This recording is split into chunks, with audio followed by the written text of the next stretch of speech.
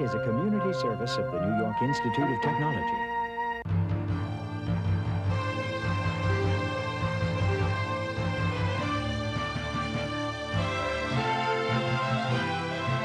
Covering the news of Nassau and Suffolk County's Long Island News Tonight with Ken Eckhart, Carol Peck, and the award-winning LI News team.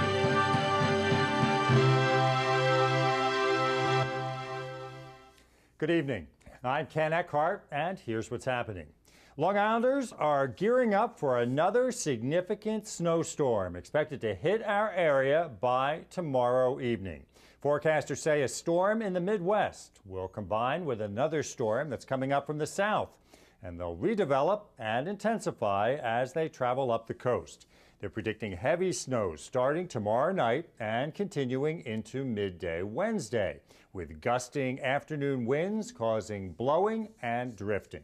The outcome could be an accumulation of 9 to 13 inches of snow, with some higher amounts possible. So we asked Long Islanders how they feel about more snow headed our way. So I'm not really looking forward to it, but hey, what can you do? Wow. Oh my God, I didn't even realize it was going to be that much. And I just got the car cleaned. That made no sense, huh? The weather is just, it's unbearable, but, you know, we have to deal with it being New Yorkers. And I think that, you know, we just have to buckle down. Just hope that the storm really misses us. I don't think that we can deal with another 6 to 12 inches. You know, God bless us all. I like it for the fact that it helps my business. I don't like the fact that sometimes it's unsafe for people to be out and about. We just have to get ready for it and stay indoor. And expect any snow we get to stick around for a while. Forecasters say daytime temperatures will remain below freezing for the rest of the week. A Suffolk County man pulled over in a traffic stop by police told officers he was a policeman. But police say their investigation revealed he was not. The traffic stop happened on Lowell Avenue in Islip Terrace early Friday afternoon. Police say when they asked 28-year-old Christopher Meyer of Sayville for identification, he told them he was a Village of Saltaire police officer and displayed a lieutenant's badge. But further investigation revealed he was not an officer. Charges against Meyer include criminal impersonation and possession of a controlled substance. And police are asking to hear from anyone who thinks that they may have encountered Meyer impersonating an officer. New York Senator Charles Schumer is asking FEMA to speed up the process of getting disaster relief money to areas hard hit by storms. Schumer was at Field 5 at Robert Moses State Park today, complaining that the present system of storm review and analysis keeps areas from getting the money that they need when they need it. He says Suffolk County is still waiting for $35 million in disaster aid for storm damage from back in 2009. Since then, he says several other storms have hit the Suffolk shores, washing away huge sections of beach and leaving what's left vulnerable to future storms. Schumer's asking that the complete relief application process be compressed into a 90-day period. Nassau County Police say an officer helping an assault victim in New Hyde Park wound up having his hand broken by the victim. Police say the officer responded to a report of an assault in a Jericho Turnpike parking lot early Friday morning. Officials say when the officer tried to help 19-year-old Jorge Zuluaga of Elmont off the ground, Zuluaga began fighting the security guard and the police officer, breaking the officer's hand. Zuluaga has been charged with assault. The officer was hospitalized for surgery. And a Queens man has been charged with slashing his ex-girlfriend's new boyfriend with a knife outside a Long Island nightclub. The attack happened early Saturday morning at the Glow Night Club on Merrick Avenue in Westbury. Police say 27-year-old Juan Orengo of Richmond Hill got into an argument with his ex-girlfriend and her male companion, followed them outside, then pulled out a knife and slashed the 23-year-old male 3 inches deep across the nose. The victim was transported to Nassau University Medical Center for treatment of his injury. Well, owning an electric vehicle could could help you save money in more ways than one. Besides saving on fuel costs, the Long Island Power Authority says it will award a one-time rebate of $500 to customers who buy a qualified plug-in hybrid electric vehicle during 2011. Olivia Vita reports. Going green is a popular term these days, and now Chevrolet is giving customers a chance to experience a hybrid car in a brand new way. It's a plug-in hybrid that they say runs on households' current, and it's attracting buyers. I have to be honest, I did part of it just for the fun of it. I mean, the emotion of having something that's new, that's cool, that helps the environment and, save some money. The Chevy Volt is the first of its kind. It's a mass-produced vehicle.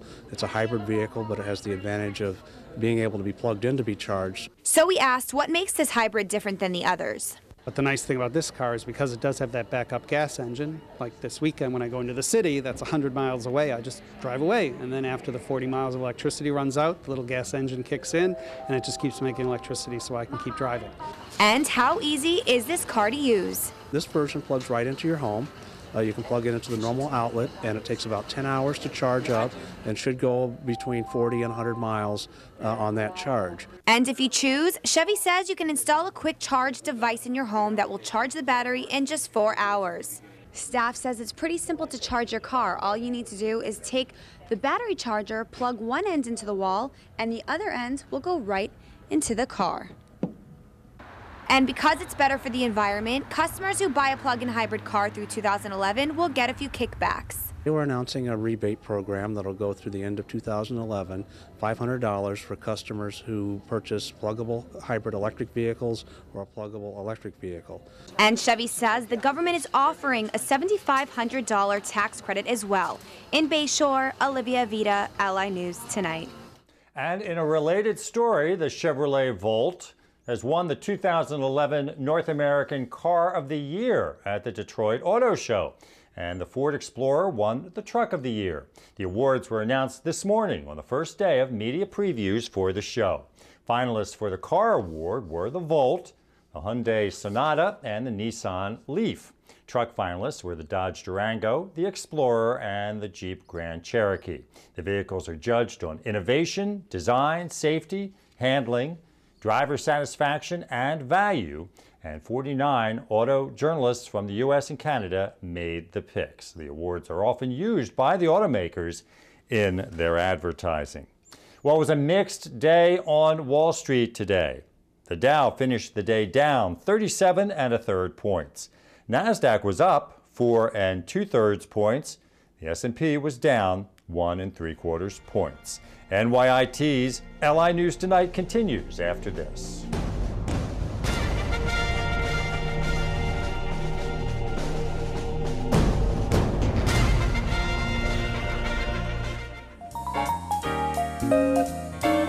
New York Institute of Technology is holding graduate enrollment days on Tuesday, January 18th in Old Westbury and Wednesday, January 19th in Manhattan from 4 till 7 p.m. For more information, call 1-800-345-NYIT. Hear what career coaches have to say about conducting a successful job search at the Friedberg JCC in Oceanside on Wednesday, January 19th at 10 a.m. For more information, call 516-634-4010.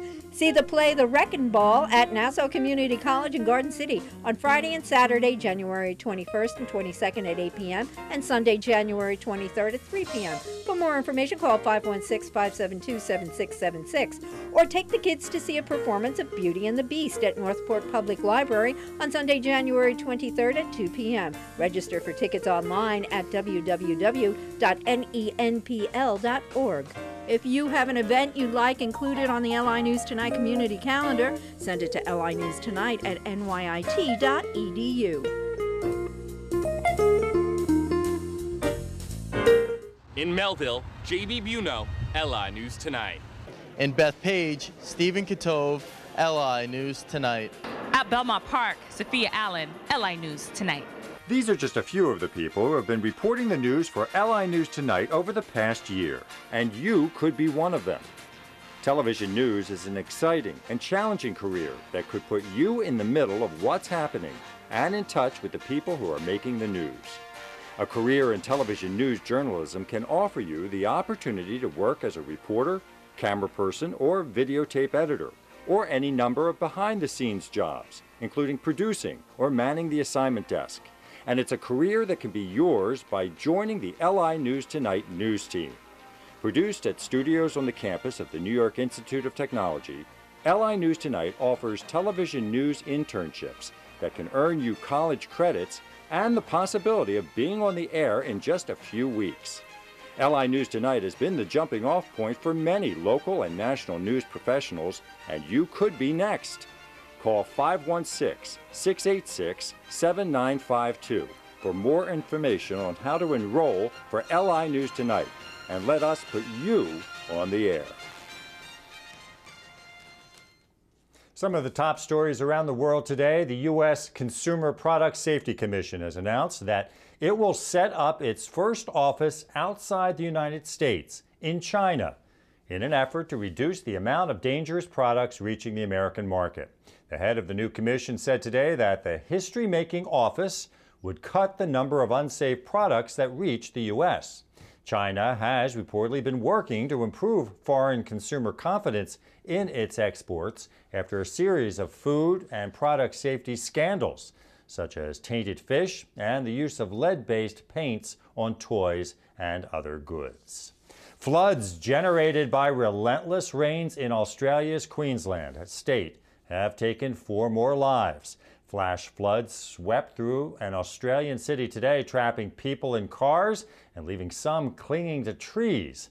It's described as the worst flooding in the region in decades. The raging torrent of muddy water picked up cars and carried away furniture as it washed through stores and prompted scores of emergency calls as it swamped Toowoomba, which is a city of about 90,000. It was the latest drama for water-weary Queensland, which has been devastated by weeks of pounding rains and overflowing rivers. 14 people have died since late November, and about 200,000 have been affected by the floods.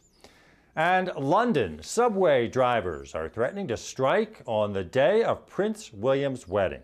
The Subway Drivers Union said today its members might walk out April 29th in a dispute over holiday pay. The royal wedding at Westminster Abbey is a public holiday, so a strike wouldn't hit commuters, but it could disrupt thousands of people traveling to central London for the event. The pay dispute already has seen drivers strike on the December 26th Boxing Day holiday, and union leaders predicted that walkouts could become widespread this year as workers feel the impact of Britain's austerity measures and could affect the royal wedding. Nassau County Police say a fire at an abandoned building in Elmont appears suspicious. It happened early yesterday morning at a building on Hempstead Turnpike, and when firefighters got to the scene, the building was reportedly fully engulfed in flames. One firefighter was taken to the hospital after he fell on the ice and hit his head. The building department commissioner ordered the remains of the building to be torn down. The arson bomb squad continues to investigate that blaze. Well, we had a sunny and windy day today. The high was in the low 30s. Tonight should be mostly clear with a low in the low 20s. Tomorrow, mostly cloudy, a high around freezing. Snow could start tomorrow night. Wednesday, morning snow with a high in the low 30s. Thursday, partly cloudy with a high in the upper 20s. And the outlook for Friday, partly cloudy with a high in the mid-20s. And that's it for NYIT's LI News Tonight. I'm Ken Eckhart. Thank you for watching. We'll see you again tomorrow. Have a good night.